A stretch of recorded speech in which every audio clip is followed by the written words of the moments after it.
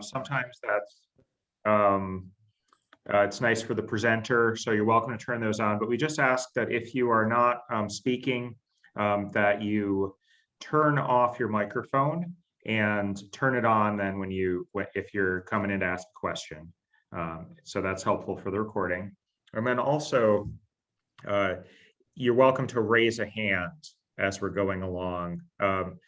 Paul and I were talking earlier, and we have a small enough group, I think, this morning that we can have a good amount of questions and answers after the initial presentation. I also want to remind everyone that we are following the American Library Association's statement of appropriate conduct, and basically it says be professional and respectful to everyone during the conversation. So there's a link to that in the chat. And with that, I'd like to welcome Paul Costello here to talk with us about the Vermont Proposition. So Paul joined the Vermont Council on Rural Development as its executive director back in 2000. And he's a native Vermonter who went to UVM before he earned his PhD in intellectual history at McGill, where I'm hoping my son is going to go in 7 years. He has served on boards ranging from corrections education to cooperatives and libraries, and co-chaired the Vermont Climate Action Committee, and recently led Governor Scott's local support and community action team in the COVID recovery task force. And Paul's here to talk about a really exciting project. So with that, I'll turn it over to you. Thank you so much, Kevin. And it's a great to be here and an honor to be here with the Library Association. I'm a huge fan of libraries. I was the chair of the Kellogg Hubbard here in Montpelier, but I grew up in the library in Burlington. I raised my kids in the libraries of Fairfield and Middlebury. And, you know, as a lifelong student, I spent a lot of time in the UVM, the Middlebury College, St. Mike's libraries. And then as a community organizer, we're on the road in small towns from Bellows Falls to Craftsbury, Greensboro, where we often hold sessions in the library because it's that unique public space where people can gather. It's known as an open, free place to be. It's a center of intellectual life. And so it's a natural place for democracy to work. And we connect constantly with libraries in that way. For me, libraries are one of the most important foundations for democracy. It's no accident that some of the founding fathers of our country were librarians, essentially private sector guys like Ben Franklin, who would loan books to each other and to people in their community because they recognized that self-education, the ability to think forward, drive your own learning, connect with information was absolutely fundamental to the working of democracy then, and obviously it still is.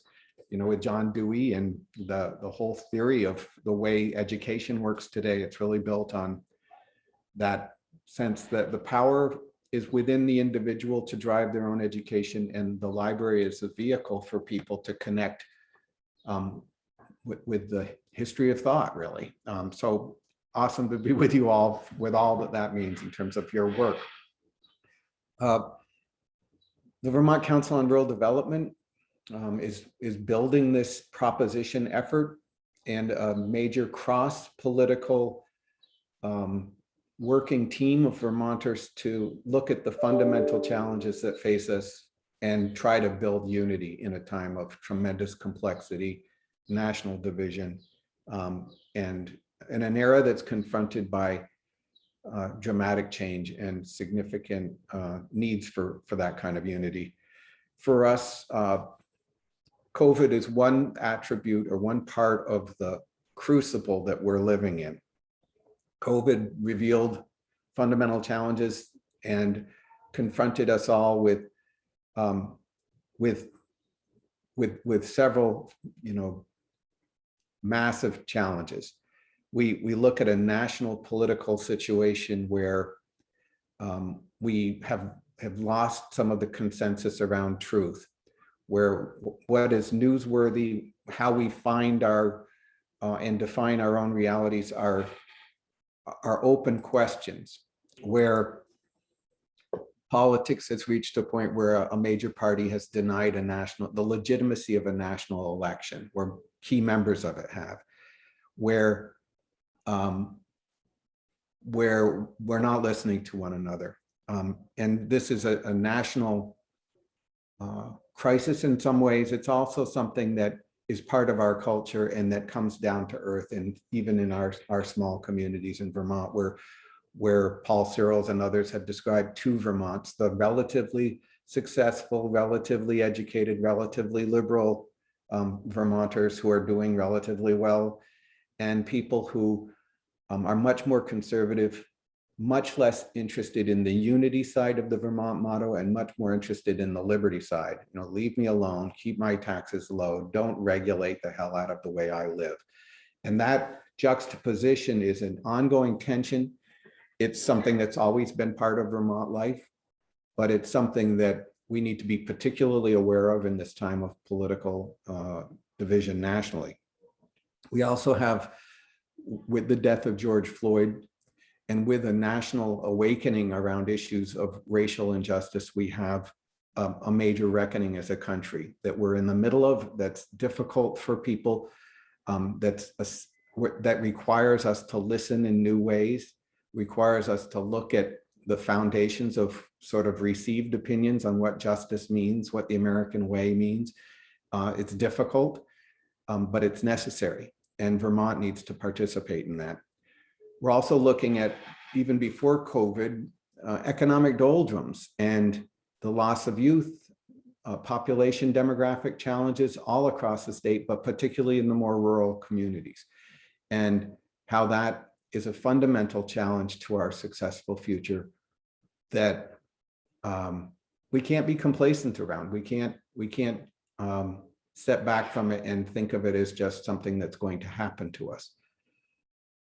And then alongside of that, we have scientific consensus, or very near consensus, on the impacts of climate change that are here now, that are going to become more severe, the potential cascading, catastrophic impacts of climate change are a fundamental danger to the future of Vermont, to the future of agriculture in this country, to global stability, where places that are already threatened by ecosystems like human population greater than the ecosystem can support, and how with rising sea levels, we're going to see more of that. So not to be all doom and gloom, but there's a big picture of challenge that we need to be confronting, and we need to be thinking about that big picture, not staying in silos and not staying in allowing the complexities of the larger issues to paralyze us from collective action. We have tremendous opportunities to come together. Part of the challenge with, this catenation of challenges is that we tend to look at one and be, think of it as the fundamental. We think of another one as a fundamental. And we have a hard time looking at the whole picture of our age as one that requires reform and renewal, where the ways that we've managed our economies, the ways that we've related, and some of the cultural ways that we've connected need to be examined, and where we need to think forward together as a people across all the lines of our society to work forward towards a better Vermont for the future. So, a grand idea. And who are we? We're just a small organization that has no particular power, and we don't have particular major resources or anything like that. The Council on Rural Development is charged by the Federal Farm Bill to be a convener, essentially. We're charged to be politically neutral. We don't adopt Republican positions or Democratic positions or progressive positions. We don't think we know better than the people we serve, and that we can build a scaffold in the sky and think that we have power over anyone. In fact, we're essentially a listening organization. We are the most experienced community facilitative group in the state of Vermont. We've worked with 150 towns in some detail, about 80 of them with full 6-month-long community visit processes, where we listen to everyone in the community, we gather people's input, we hold forums. We bring teams of 20 to 40 executive level state and federal officials with us to small towns. We ask people questions about what the most fundamental topics are in their towns as they look to the future. Then we evaluate those topics with the community. We come up with all the community's ideas for action. We put them up on the wall in the gym, and we help people go through a process of prioritizing the 3 or 4 things that they're going to take power over in the next year to drive their community forward. Then we bring in philanthropy and federal agency heads and organizational partners that have the skills to support the direction that the community says. For us, it's all about local leadership, that the resources from the state or the feds follow. They don't set the direction for our communities. Nobody can build a vision for you. So we're always engaged in that process of helping people build vision, galvanize for action, line up together, and essentially use the power that's inherent in our opportunities in democracy, make it real. And so, in a way, my job is the most interesting job in Vermont. I get to meet wonderful people who are really the heroes of Vermont, heroes and heroines.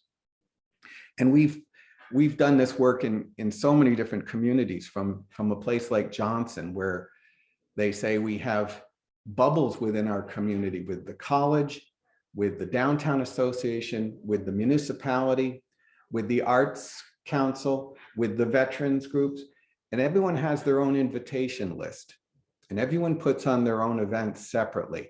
And we've become like bubbles of community within a community. Even in a small town like this, where we're geographically connected, people are driving in all kinds of directions, and we're no longer intersecting as neighbors and as a larger community the way we used to. And we help people form projects that will break across those lines. In Johnson, they did a major new housing project, redeveloping some pretty beaten up homes. They also did a major multi-million-dollar streetscape and redevelopment and in their downtown. But one of the most interesting things they did was they formed a committee to talk about communication. And they got the veterans and the arts and the college and the downtown and all those guys to participate in this committee. And, 2 weeks in, they said, let's not just sit around talking about communication. Let's use all of our vehicles of communication together to do something. And they built the Thursday Night Live series on their green, where one week it may be hip hop from the high school, and the next it may be a country band from the veterans group. The next it may be an arts presentation from the studio center. And by doing it that way, they're inviting the whole community to learn and connect across these lines. And it's the most uplifting thing you could do. And so we find communities constantly inventing these ways to reconnect in a modern period. And that's pretty fundamental to what we do.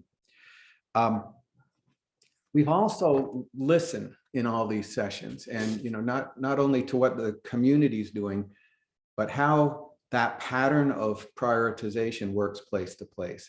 So right now, you have places like Montgomery, Greensboro, lots of towns in Vermont that are trying to attract youth. They want the next generation to land there.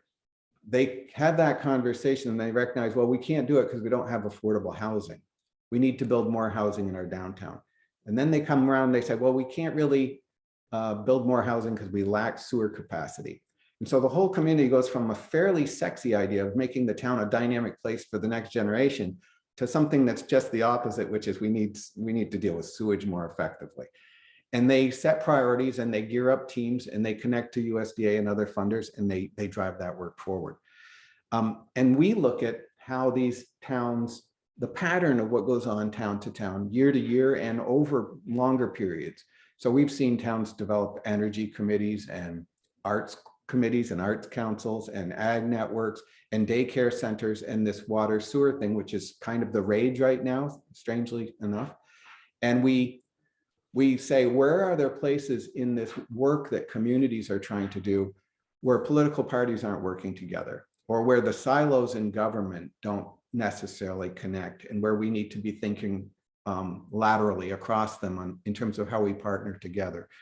And we've convened partnership conversations across these kind of categorical areas for years. starting with the first broadband committee in Vermont more than 20 years ago to look at how state, federal, nonprofit work together to drive broadband. And of course, it's a long challenge and it's been long and hard work. But we've also done processes like that for the forest products industry, for ag development, the creative economy, the structure of the planning system in Vermont, ways to advance in-state energy generation, Working Lands Council, Climate Economy Council. And most recently, or fundamental in all of that for us, was a process where we managed maybe one of the most significant discussions with Vermonters in the state in terms of what we stand for, what are our priorities, what are our values as a people in Vermont, and what are some of the key things we need to think about going forward. And that was the Council on the Future of Vermont about 12 years ago. We sent out a report from that to every library in the state. So hopefully you all have them tucked away someplace.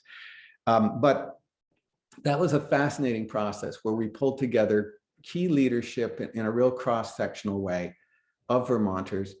We held 130 meetings with different groups from Greater Burlington Industrial Corporation to Kids in Jail in St. Johnsbury, to mobile home park tenants associations, and then the Land Trust Board, and went place to place through the state of Vermont, asking Vermonters if we still stood for things together, if we had collective values, if we had common direction as a state.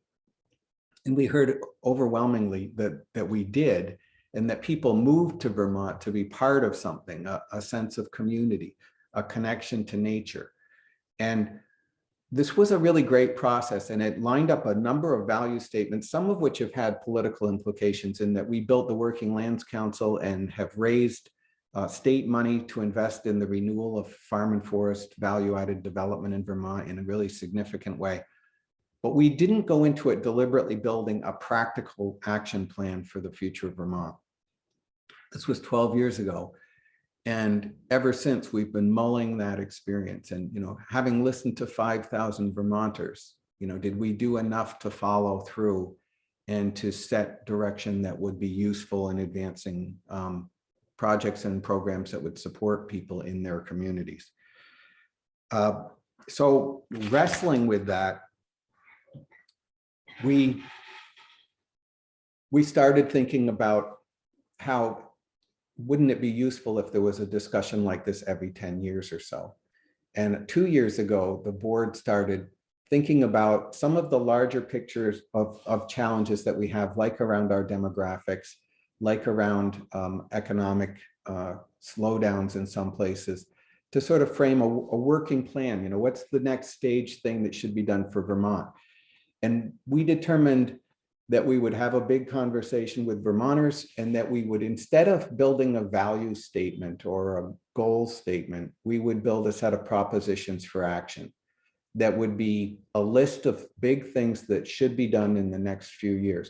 As we were thinking this, the Community Foundation had their annual meeting on the idea of what does Vermont need to do in the next 3 years to be successful by 2050? What do we need to do now to really prepare for the future? And we took input and ideas from that process to think about this. And we were just gearing up to develop this idea of the Vermont Proposition and a set of forums and so forth when COVID hit. And when COVID hit, we were also lined up to do community engagement with these 6-month-long processes in Bradford, in Barrie, in Barton, in Milton. And we were geared up with all this work. We were geared up to have the proposition conversation. And in about a week, we realized that we weren't pulling people together, that it was impossible to do this work in person. And we didn't know what to do. And within a few days, we started noticing these community response teams that were forming all over the state. We sometimes led by food shelf people, sometimes completely new groups, sometimes connected to libraries and mutual aid groups that were looking at how to, could they check in on their neighbors? Is there a phone tree for emergencies?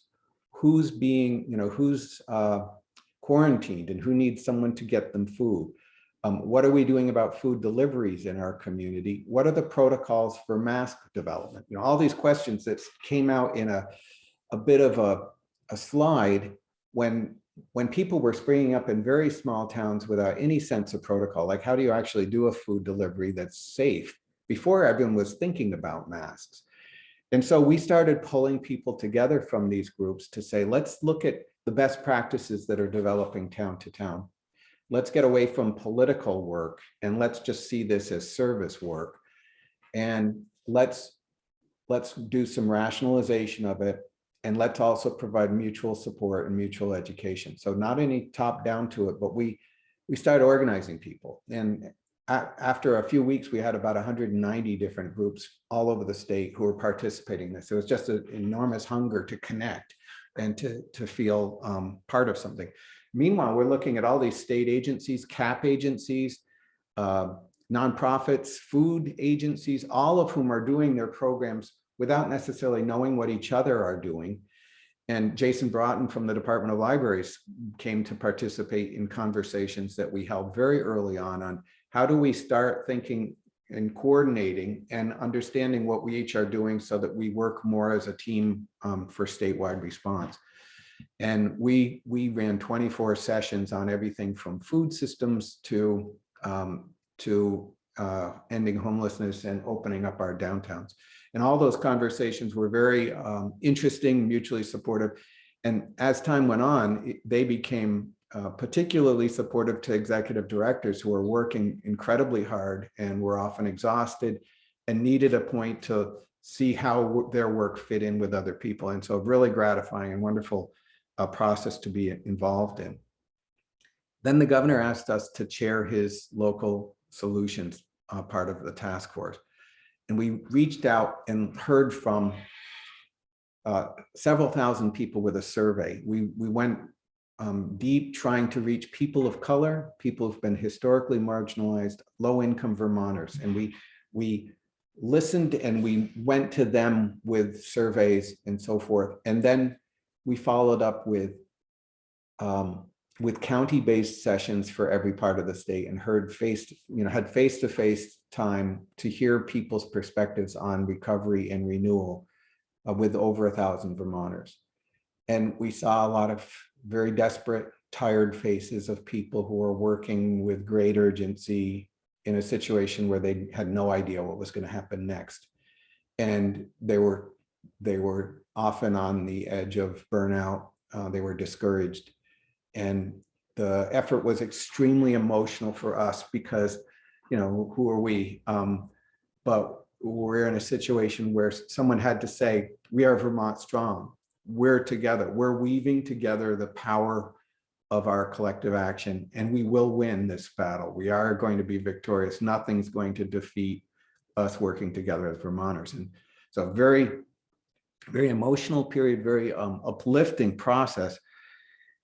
And then when that ended, we went back to the proposition effort, but we used everything we'd heard, all those voices, all the weight of the moment, because when people were in those sessions, they weren't saying, we just want to get back to normal. Mostly they were saying, our recovery is going to look different.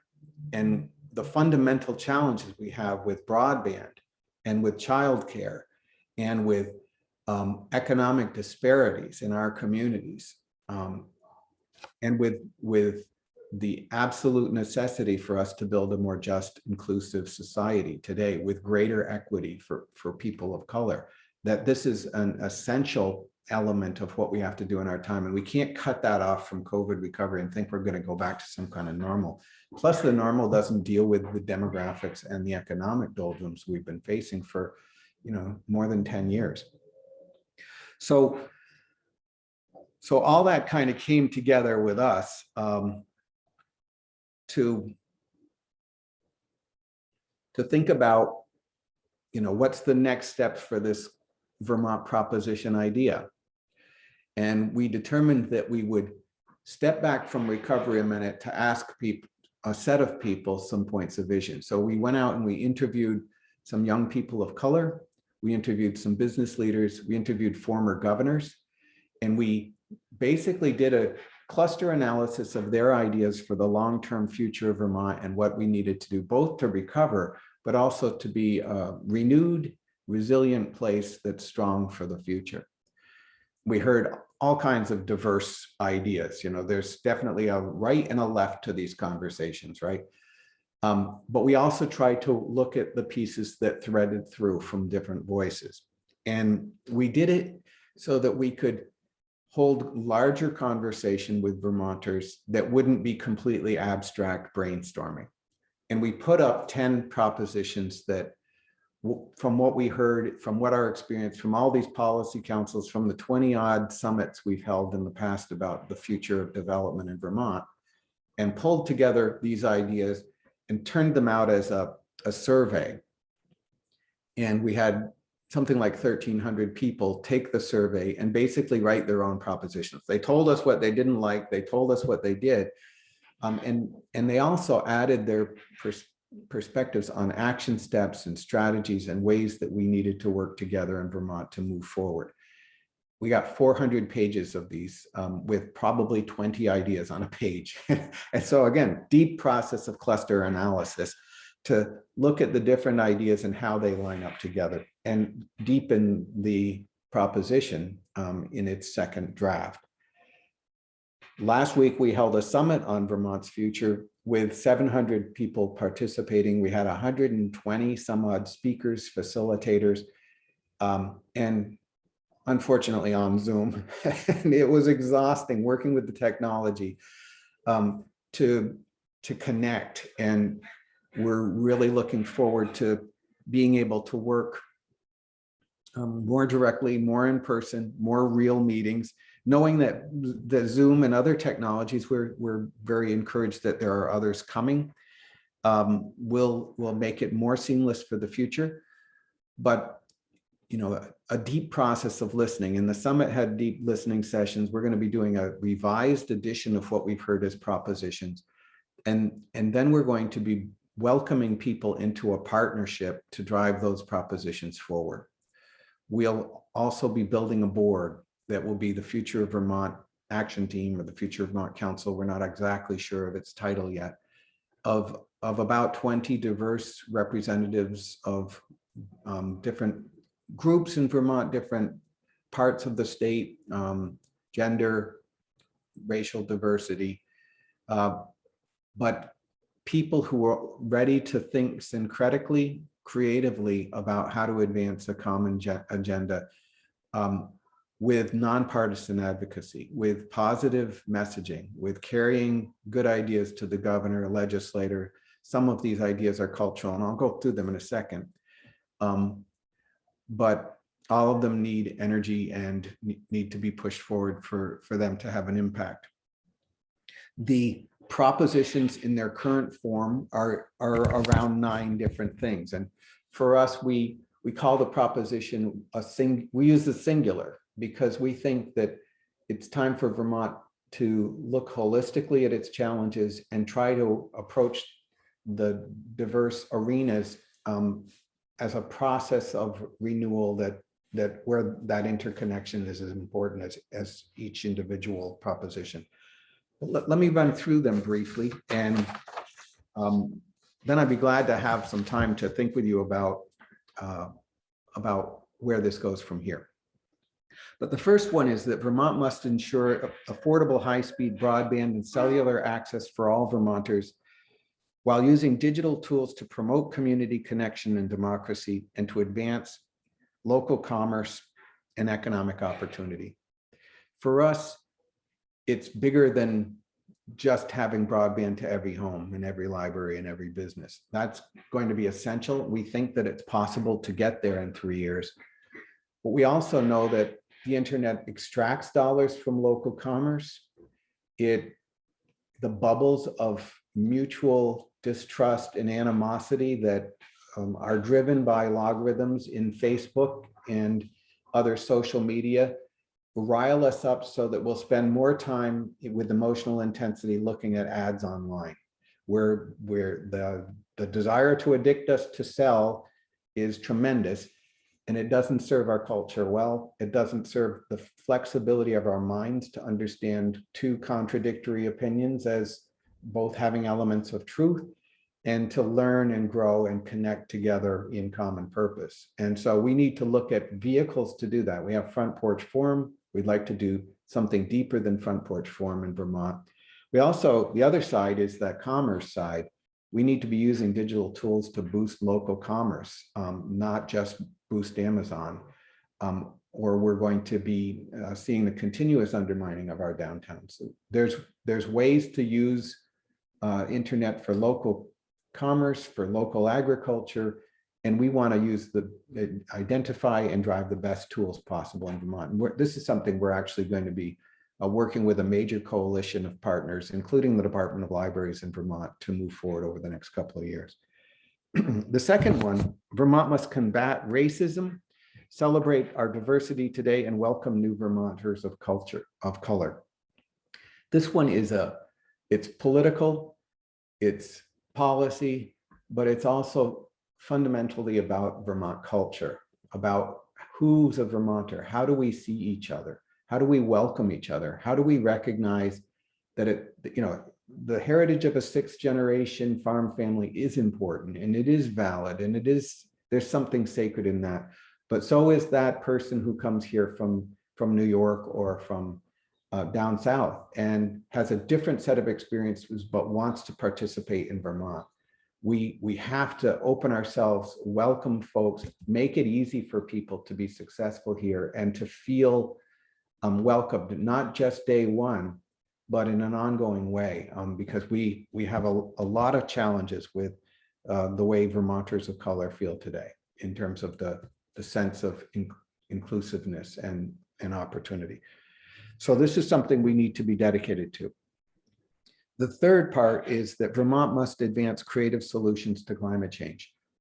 One of the most successful states in the country, Vermont addressed COVID with practical management, consistent leadership, neighborliness, but fundamentally with science. We looked at the realities, we looked at the data, we guided our practices based on the data, and it worked. Highest PPP in the country, highest immunizations in the country, pretty much, fewest deaths per capita. All those things were not an accident. They were because we were consistent and wise in the use of data. Looking at climate change, we're going to see that we need to be also relying on the science. We need to be looking at climate change in terms of the adaptation that's necessary. But we also have an opportunity in Vermont to see the pattern of the next 10 years, which is going to mean beneficial electrification of almost everything, growing the supply of electricity, making it smart, storing it, using clean energy sources. The ramifications for that kind of shift in terms of battery development, which is happening in Vermont, electric flight, which is happening in Vermont with Beta Technologies. We have an opportunity to participate in a revolution that's significant as the Industrial Revolution in our time, and places that lead and step forward with this economic opportunity are going to be successful, and places that won't. And it's not just about dollars, it's also about answering some of the other challenges we have in that purposive youth want to be part of solutions. And young people who are looking for meaning and connection, they choose where to live, not just based on the taxes or the regulatory structure. They choose where they want to be based on a culture and a sense of purpose. Let's attract those people. Let's make Vermont the most dynamic center of innovation and creativity around climate action in the country. A fourth is that we need to reduce economic disparities, address poverty, promote opportunities for prosperity for all Vermonters. We've been talking about benefit cliffs for a generation that make it not in someone's interest to grow their income. If you're making between 40 and 70,000 and you're a family of four, at 40, you don't want to make 42 because you're going to lose some of the benefits that actually add up to dollars that give you a better financial position than if you actually increase your salaries. We need to look at how we can feather that pattern better. We also need to do a deep examination of intergenerational poverty and the fact that that a lot of the services that we're using, they're essential, and we certainly have no direct criticisms, but they're not adding up to helping families step out of intergenerational poverty. The fundamental challenge is equity. And I don't mean equality, I mean building dollars in the bank, building dollars of family wealth. We need to look at our housing policies and how we encourage home ownership for low-income people much more aggressively. For most of us, buying our first home was the place we put money in the bank that built equity for us to become part of the middle class.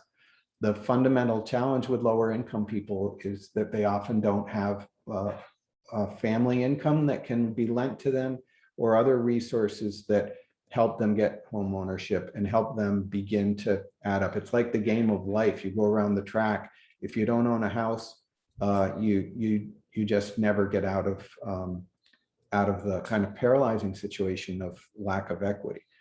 And that's important for education as well. But fundamental to this, we're really saying we need to look at these things differently. We also need to look towards a war on poverty.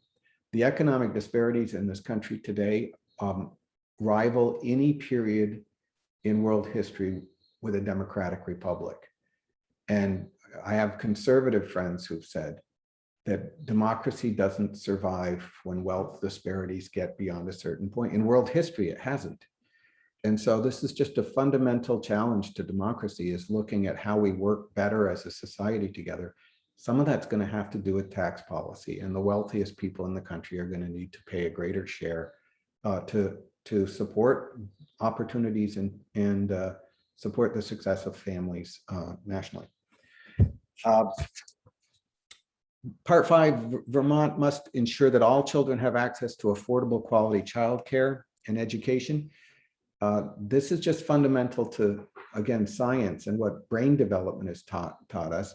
The Harvard studies back in, I think they were in the 80s, really opened people's eyes to the fact that being read to is one of the most fundamental levers to opportunity. Being read to in the first 3 years in terms of brain development, synaptic connection, the absolute size of the brain itself. These things are fundamental to, fundamental correlations to successful ability to read, reading readiness, participation in kindergarten, reading by 3rd grade, graduating high school, and negative correlations when there is none of that with social challenges and costs downstream that we have to reverse and put the money upstream into making sure that every child has a stimulating environment where they're asked questions, where they hear music, where they think and learn together. So we believe it's time to advance access for all of Vermont's children. We also need to strengthen local business, entrepreneurship, investment, workforce, and rural innovation. We need to capture the imagination of entrepreneurs. We need to help co-working spaces grow. Some of that work happens in libraries. How do we help libraries be more successful in helping those startups and people who are incubating businesses at the computer table in a back room in a library? We need to look at efficiency and foresight through state planning and regional coordination. Vermont has a 2-year gubernatorial cycle, 1-year budget cycle. Whose job is it to look 5 years out around the future of the economy? Who's looking 10 years out at the future of land use? Regional planning does a great job. There's no place that regional plans get added up into a state policy position. When you think of issues like climate change and global epidemiological patterns, they require us to think out 10 years. They require us to think out longer than that and to consider long-term policies that are going to be important for, and likewise, land use patterns and downtown development patterns. These are issues that require a longer a longer train of thought. And we believe they need to happen in a planning office that doesn't dictate, but that supports democratic decision-making at all levels. We also think we need to look at regionalization and the way that everything from ambulance districts to planning, development, solid waste. We historically accrete new organizations with new service territories, and we've been doing that for 250 years. And they're, in terms of state resources going out to rural Vermont, they're often going out to relatively disorganized and with a lack of centralization in terms of functional efficiencies. We really need to look at those issues for the future so that we use our dollars wisely to drive success. We must conserve our lands and waters, advance the working landscape as fundamental to the future. And I'm gonna be a little quicker because some of these you could talk about all day. The last one is Vermonters must renew civic engagement, strengthen trust, civility, community connection, democratic decision-making, and empower our next generation of leaders. This is a time when democracy is challenged nationally, where we can't sit on our laurels and think we've got everything figured out. In fact, for Vermont communities to be successful, you have lots of towns where there's no new applicant running for the select board or the school board or even library trustee roles, where we have to cultivate a sense of participation more deeply. We need to renew that kind of commitment to civics, to democratic civility, and we need to raise the next generation into an expectation of leadership and make windows for them to step up now. For us, this is these things add up together. And I'd love to turn it over to you all, but I just share an observation of a situation that we went through. We were recently, about over a year ago, because it was before COVID, in a small town school where we had probably 150 people sharing their thoughts about the future of their town. And the principal of the school said, I sometimes think that people beyond the inner circle of the school don't realize how challenged our kids are before COVID, how anxious they are. They're nervous. They're seeing a culture in video games, in TV, in movies, where the primary images are of action figures shooting up a lot of people, where the zombie apocalypse is like a common joke. It's everywhere that zombies are going to come take over. There's a sense that there are these fundamental threats that no one is actually stepping up to answer. And he says, he said that this is leading to a wave of anxiety among our children.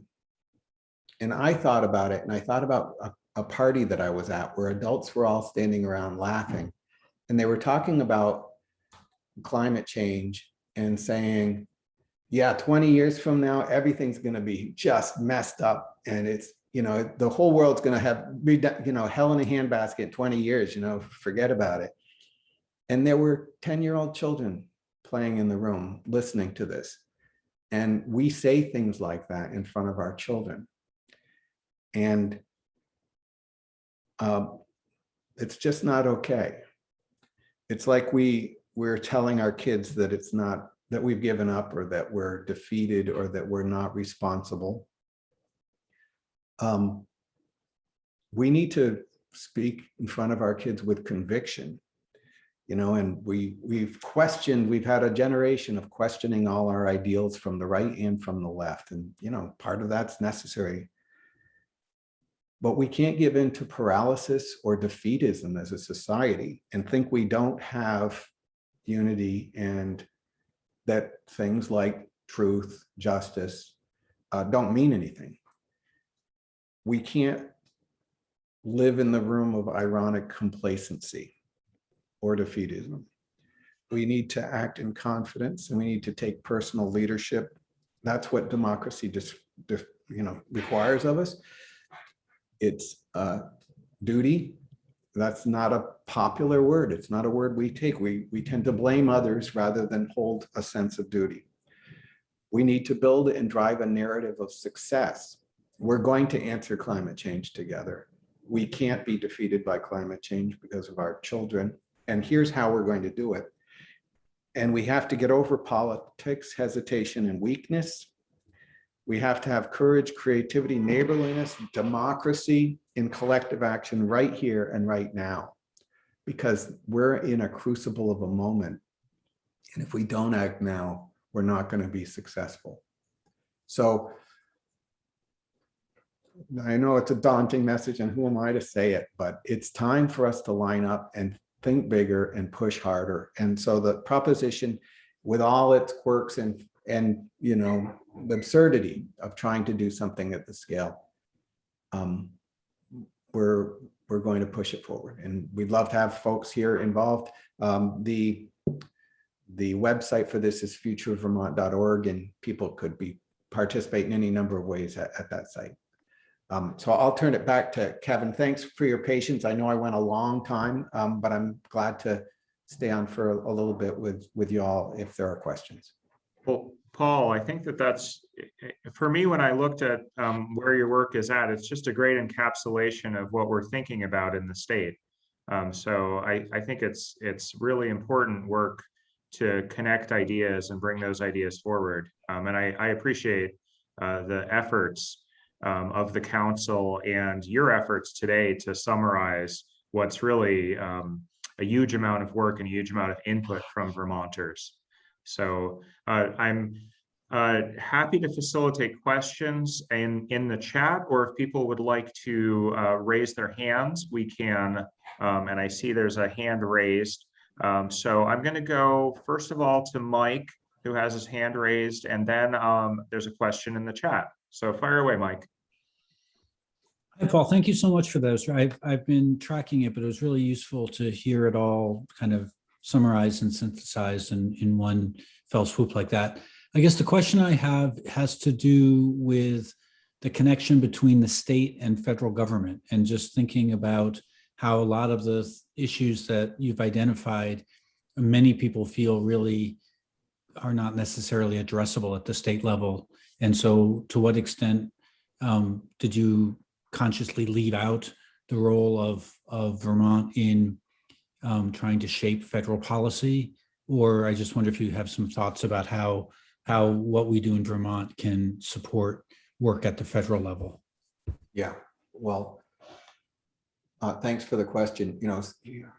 The biggest thing happening at the federal level in some ways is incredible resources coming to Vermont. $250 million budgeted by this governor out of federal funds to support climate action. That is an incredible amount of resource.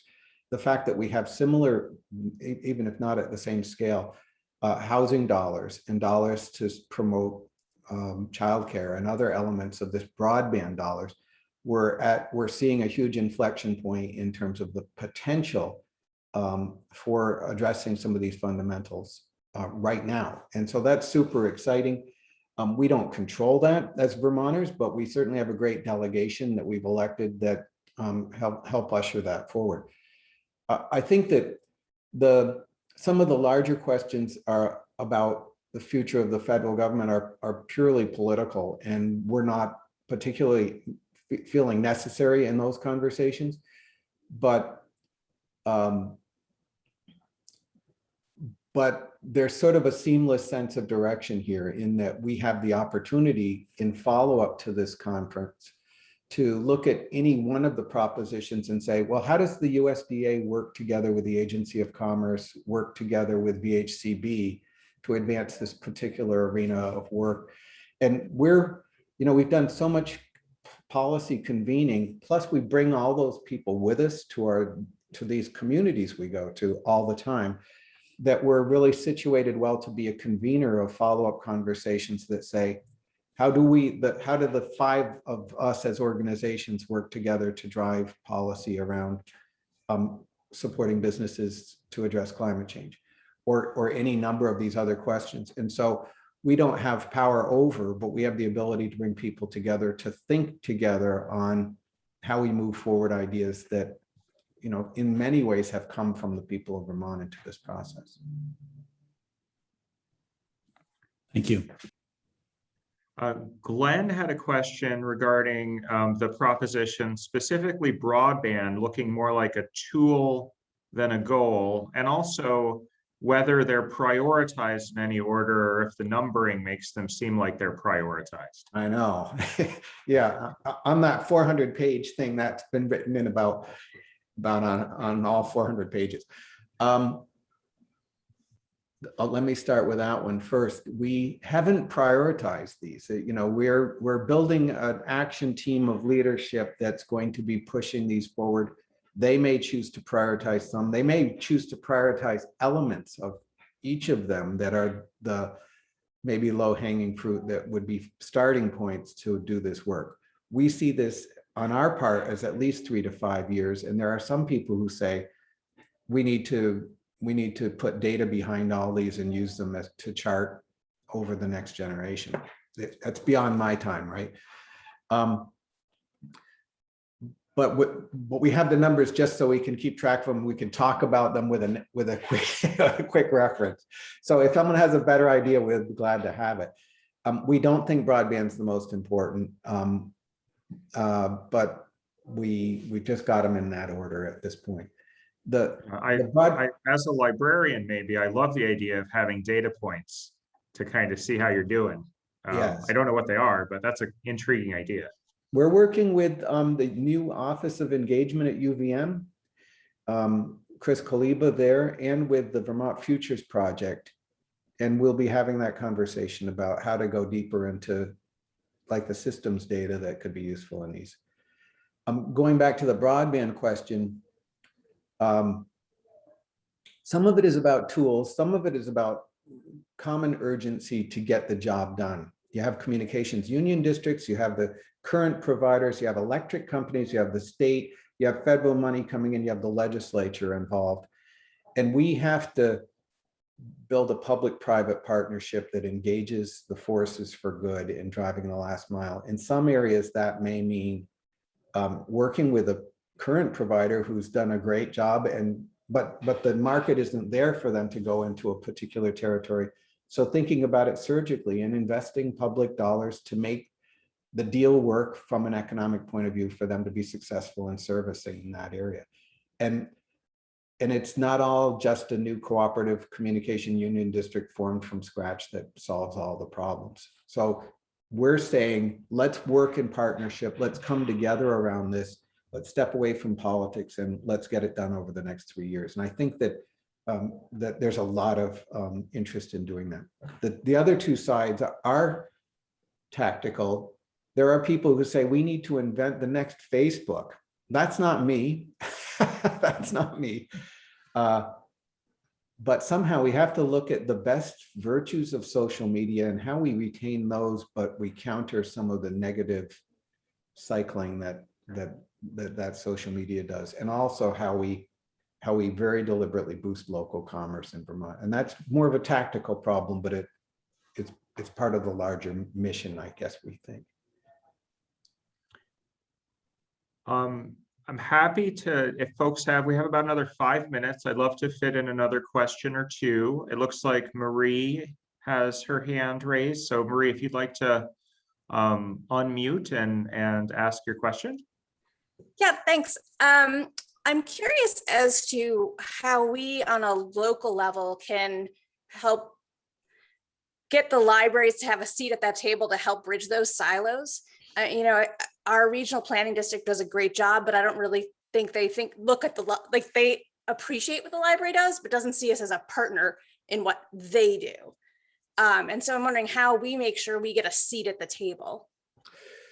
You know, we're working closely with Jason Broughton, and Jason will probably come onto our board. So we've been in close touch with him. We're also going to be involved in a deep process of listening. This isn't over by any means. It's an ongoing process. And we are encouraging people to join the Partnership for the Future of Vermont, to be part of this circle of people who are engaged, who are setting recommendations to us, ultimately who may engage in collective activity in Vermont. And so be glad of further thoughts, and people who are particularly interested could certainly be approaching us with ideas today, Marie.